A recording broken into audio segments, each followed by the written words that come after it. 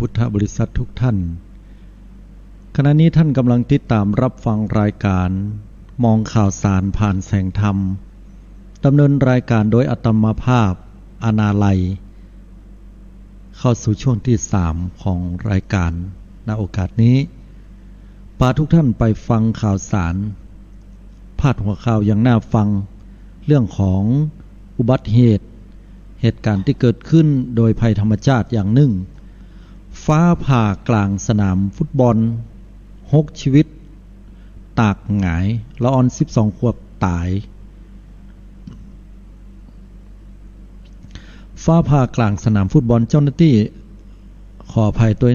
ที่ว่าการอำเภอเคียนซาจังหวัดสุราษฎร์ธานีละออนที่รอดชีวิตเผย6ชีวิตตากหงายต่อหน้าตากหงายหลังจากฟ้าผ่าแล้วก็มีคนตาย1รายเมื่อวันที่30มีนาคมผู้สื่อข่าวรายงานว่าได้เกิดเหตุฟ้าผ่ากลางสนามหญ้าหน้าที่ว่าการอำเภอหมู่2ตำบลเคียนซาอำเภอเคียนซาจังหวัดสุราษฎร์ธานีขณะที่มีละออนจำนวนหนึ่งกำลังโล่นเล่นฟุตบอลกันอยู่ก็ได้มีคนบาดเจ็บทันทีจำนวน6รายหนึ่งในจำนวนนั้นก็ได้รับบาดเจ็บสาหัสชื่อว่าเด็กชายกฤษณพลจันทร์ศรีอายุ12ปีที่เสียชีวิตในเวลาต่อมาส่วนผู้ที่รับบาดเจ็บแหม5รายประกอบด้วยนายภูรินัทแซ่ลิมอายุ15ปีนายทิตินันท์แซ่บางอายุ16ปีเด็กชายมัทธิวอัมมะอายุ13ปีนายวิสิทธิ์พลภูสมอายุ15ปีและนายธนวัฒน์โคชนามอายุ16ปีทั้งหมดนี้ก็นายวิชูวุฒิจันโตผู้ว่าราชการจังหวัดสุราษฎร์ธานีและก็นายสุทธิพงษ์คล้ายอุดมรองผู้ว่าราชการจังหวัดหลังหูหรือว่าทราบเหตุก็ได้รีบรุดเดินทางไปไปเยี่ยมพอกับผู้ที่บาดเจ็บที่โรงพยาบาลทันทีโดยมีผู้ปกครองญาติพี่น้องเดินทางไปพออาการของลูกหลานตัวเก่าละออนคนหนึ่งที่รอดชีวิตมาก็อู้ให้ฟังนะมาเล่ามาบอกมากล่าวบอกว่าตอนในยามแรงนั้นได้มาเล่นฟุตบอลที่สนามหญ้าหน้าที่ว่าการอำเภอเป็นประจำกูวันนะวันนี้ก็เหมือนกันที่เกิดเหตุนี่นะก็ได้ไปรวมตัวกันเพื่อจะไปเล่นฟุตบอลเตะบอลกันพอดีว่าฝนมันตกนะก็เลยป้ากันลบฝนไปอยู่ปืนศาลาปืนศาลาเรียบร้อยแล้วพอฝนมันหยุดแล้วป้าหมู่เฮาไปเล่นต่อเอกะก็ป้ากันไปเล่นแต่ถึง6คน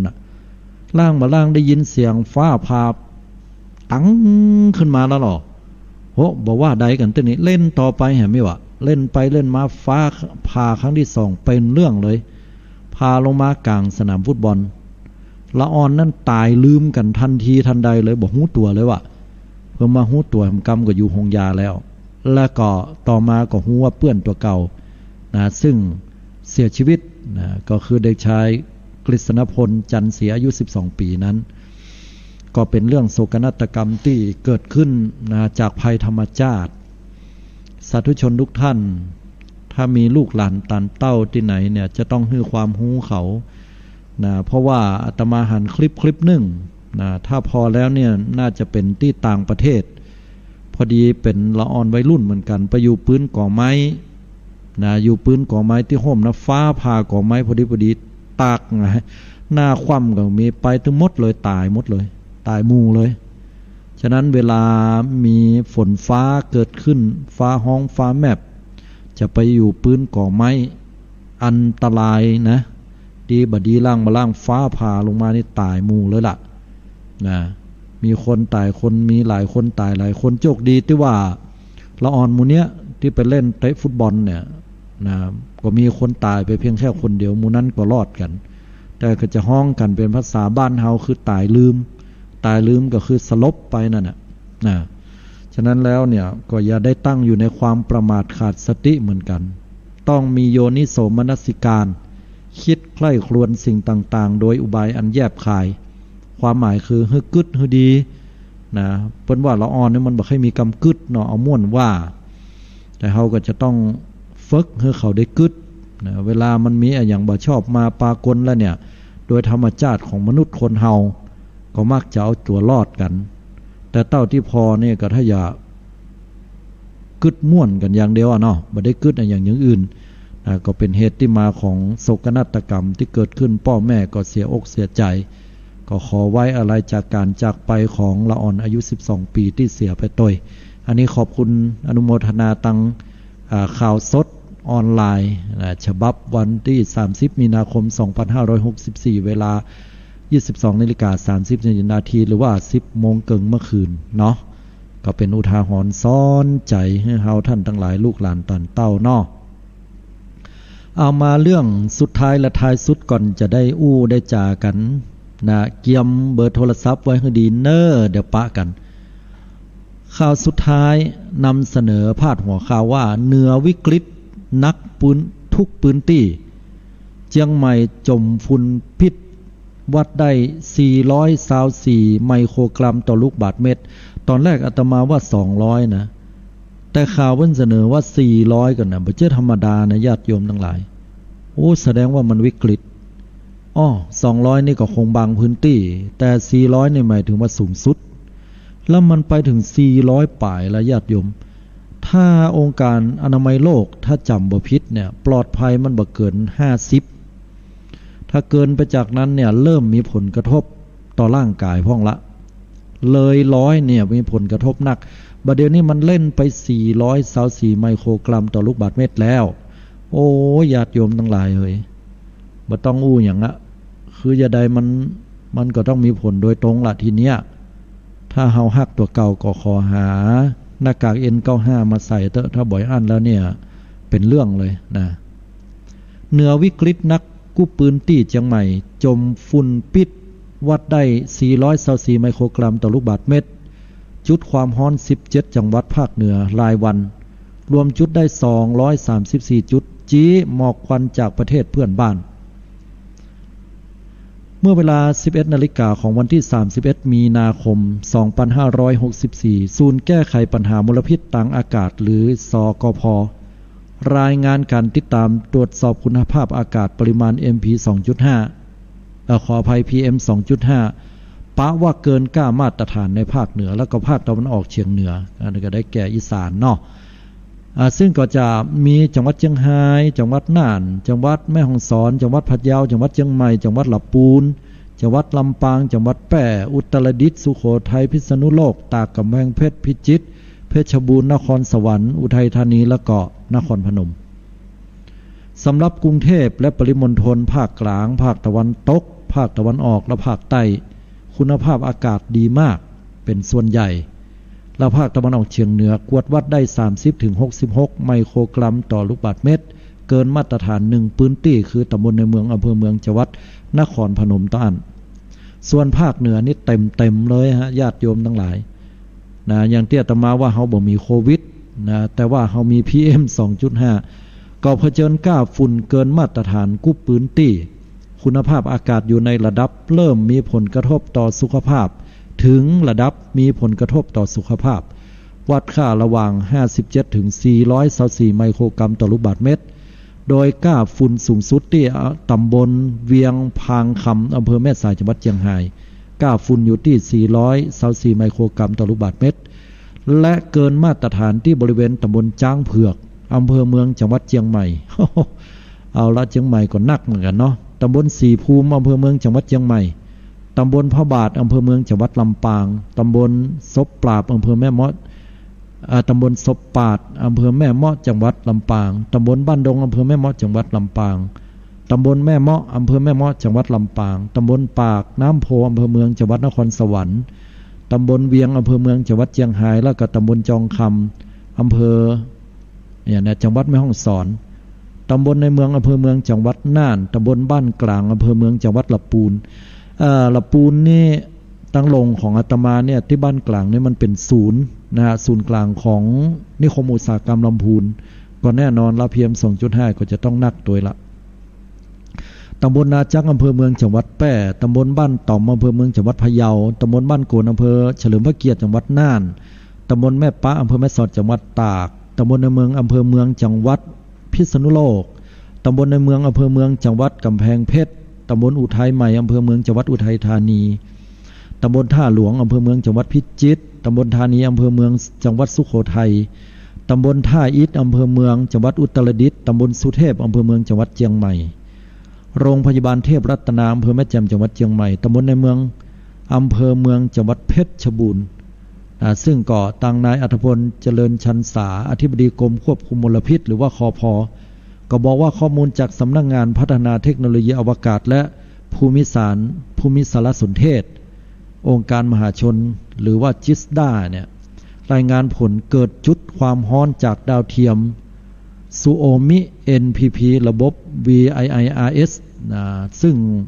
บันทึกข้อมูลในวันนี้ตะวานี้เนาะวันที่30มีนาคมก็ปะจุดความร้อนรายประเทศนักที่สุดที่ประเทศเมียนมา 7,713 จุดสปป.ลาว 2,722 จุดกัมพูชา 1,269 จุดเวียดนาม 1,002 จุดแล้วก็ประเทศไทย691 จุดของเฮายังว่าน้อยแต่ก็ฮ้อนอยู่ในกินในบ่ได้ญาติโยมทั้งหลายเหม็นควันส่วนจุดความร้อน17จังหวัดภาคเหนือรายงานรวมกัน223จุดปะนักที่สุดจังหวัดเชียงใหม่ถึง64จุดตายแล้วพี่น้องเชียงใหม่ร้อนหน่อยเน้อแม่ฮ่องสอน52จุดแล้วก็อุตรดิตถ์24จุดทางนี้กรมควบคุมมลพิษกองทัพภาคที่3และจังหวัดชายแดนได้เร่งรัดขอความร่วมมือประเทศเพื่อนบ้านก็ได้ช่วยลดควบคุมการเผาในที่โล่งแจ้งและก็ในที่ปืนรอยต่อระหว่างชายแดนระดับอาเซียนเพื่อลดผลกระทบจากมลพิษหมอกควันข้ามแดนตัวยอันนี้ก็เป็นเรื่องราวที่บ่งบอกว่าจะได้เหตุก็ตามเฮาก็จะต้องดูแลตัวเก่าให้นักและโดยเฉพาะระหว่างวันที่31มีนาถึงวันที่6เมษาก็จะมีลมที่พัดปกคลุมคาดกันไว้โดยกรมอุตุนิยมวิทยาเนี่ยเพราะว่าสภาพอากาศของการสะสมฝุ่นละอองในช่วงนี้มันจะมีฟ้าฝนคะนองมาหน่อยก็โชคดีก็จะมีการปัดไปที่อื่นหรือว่ามีฝนตกมามันก็จะเป่งจะว่าน้อยแต่ว่าก็บางพื้นที่ก็ยังจะเป็นเหมือนเดิมเนาะฉะนั้นแล้วเราก็ต้องดูแลสุขภาพตัวเก่าด้วยการใช้หน้ากากอนามัย PM 2.5 ป้องกันตัวเก่าไว้ตัวเนาะอันนี้ก็นำเสนอข่าวให้เฮาท่านทั้งหลายได้รับรู้ว่าประเดี๋ยวนี้มันวิกฤตแล้วเนอะโยมเนอะจะไปปากันจีควันไฟแหมเผาป่าเผาห้วยเผาดอยเอาเฮ็ดทอบเฮ็ดอย่างก็แล้วแต่นะมันค่าจ้างเอางามันบ่กุ้มกันแล้วญาติโยมมันถึงเวลาละเฮาบ่ได้สูดได้ดมเฮาเฒ่าเฮาแก่แล้วก็ลูกหลานเฮาเฮาจะละมลพิษเหล่านี้ให้กับลูกเต้าเราหลานเขากะเฮาฮักเขากอยแต่อู้กันเนี่ยแล้วมันบ่จะสูดดมคนเดียวมันตึงคนตึงโลกอ่ะเพราะฉะนั้นเฮาก็ต้องรับผิดชอบกันตึงหมดช่วยกันช่วยกันดูแลพอกอยเนาะฝากเรื่องราวนี้ไว้ตัวกันละกันเนาะศรัทธาสาธุชนญาติโยมนะช่วงท้ายรายการอย่างที่สัญญากันไว้โทรเข้ามาตักตายอู้จากันวันนี้ฟังรายการแล้วชอบเรื่องอย่างแล้วก็มีอย่างที่จะแนะนำพ่องให้เนาะแนะนำอาตมาในเรื่องของการปรับรายการอู้เวยไปกาอู้จาไปกา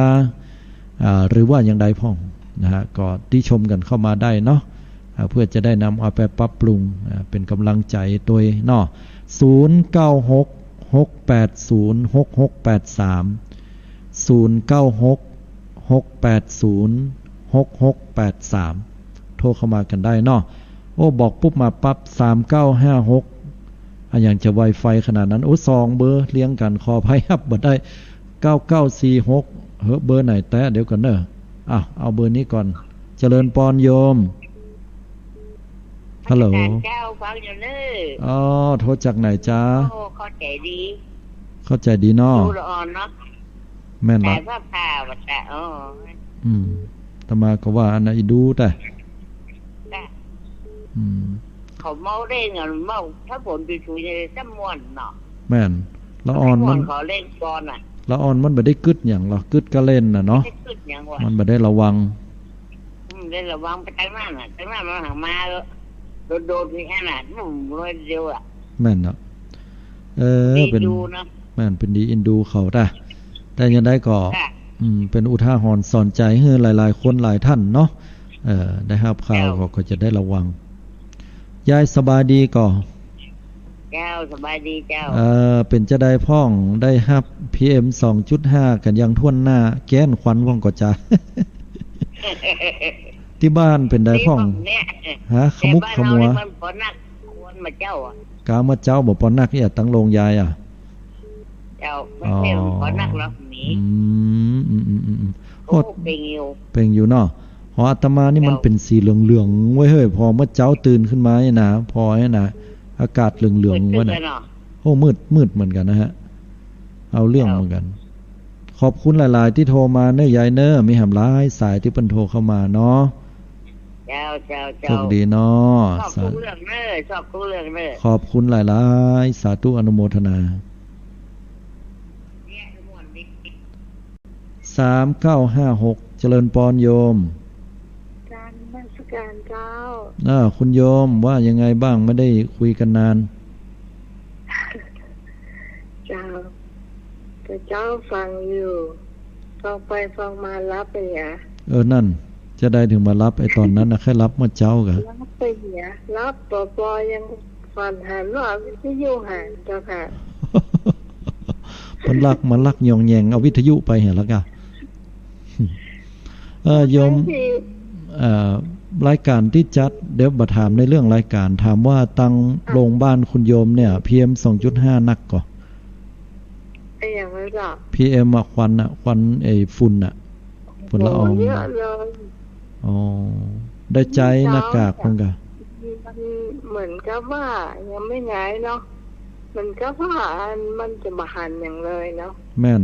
คือมันพอไปในระยะไกลบาหันนะฮะจ้ะถ้าอยู่ในบ้านนี่ต้องปิดกระจกหมดเลยแม่นเขาลองสังเกตเข้าไปในห้องครัวเฮาหรือว่าที่ไหนที่เฮาเจ็ดวันนี้ตกวันพูกมาเอามือปาดพอเด้อมันเป็นฝุ่นติดเลยเป็นหอยเลยหูดังเนี่ยดำเลยนะบางเตื้อพวกนี้ต้องไปโรงพยาบาลนี่ต้องเอาหน้ากากใส่ติดตัวแม่นถ้าจะต้องเป็นหน้ากาก N95 ตัวไหนยมหน้ากากทั่วไปใช้บ่ได้เจ้าหน้ากากบางๆมันใช้บ่ได้ค่อยดีแม่นต้องหามาใส่เนาะมันก็บ่แปลงแล้วบ่เดียวดีแล้วอนุโมทนาคุณโยมเนอะเพราะว่ามีหำหลายๆสายเนาะขอบคุณที่โทรมาเนาะเจริญปอนเนาะสาธุโทรกันเข้ามาแหมร้ายสายภัยที่โทรมาแล้วไม่ได้ครับต้องขออภัย7909เจริญปอนโยมฮัลโหลไว้สาเจ้าท่านเจ้าคนนึกว่าบัดตักกันแล้วน่าจะวางแล้วเนาะตักกับเจ้าข้าวฟังสักกับเจ้ากะจากที่ไหนจ๋าฮัลโหลวัดเกตกาลามเจ้าเกตกาลามเหมือนเดิมโยมต้องปิดวิทยุก่อนเนาะมันกล้องมันอย่างงงเนาะโยมต้องฟังตังมือถืออย่างเดียว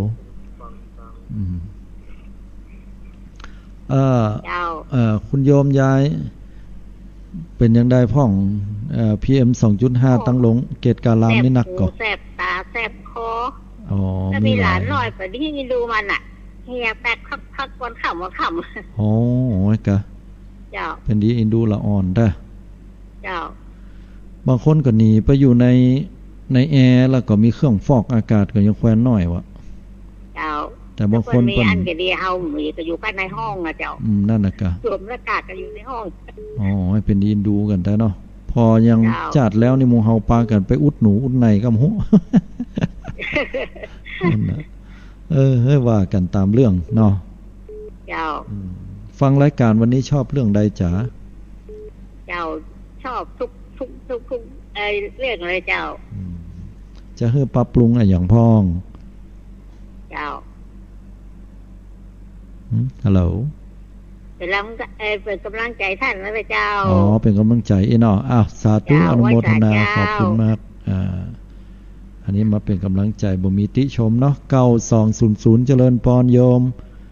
ไปจากเจ้าท่านโทรมาจากทางใด เราสันปิงเจ้า เราสันปิงฟังเป็นปกติ เจ้าถ้าหาพูดเนี่ย ฮะ ถ้าอะไรมาจับเนี่ยก็เตี้ยมันจะได้ยินเนี่ย กูเตื้อบ่ได้ยินเนาะบ่เดี๋ยวได้ยินแล้ว ได้ยินแล้ว อันนี้ฟังจากคลื่นไหนฮะเนี่ย นั่นก็ขึ้นในกระบูนไม่ไหลเนี่ย หน้าปัดมันไปตรงไหนจังมันเตอร์ขอได้ยินก็เอาอีกอ่ะ แล้วก็เสียงไหลมาจับท่านออกอยู่เนาะ จะพอดีเนาะจับพอดีสัปดาห์หน้านี่เมื่อคืนนี้อาตมาบ่ได้จัดเนอะเพราะว่ามันจะเป็นสัปดาห์แรกของเดือนก็จะมีแฮมตนนึงเพิ่นจัดเนาะ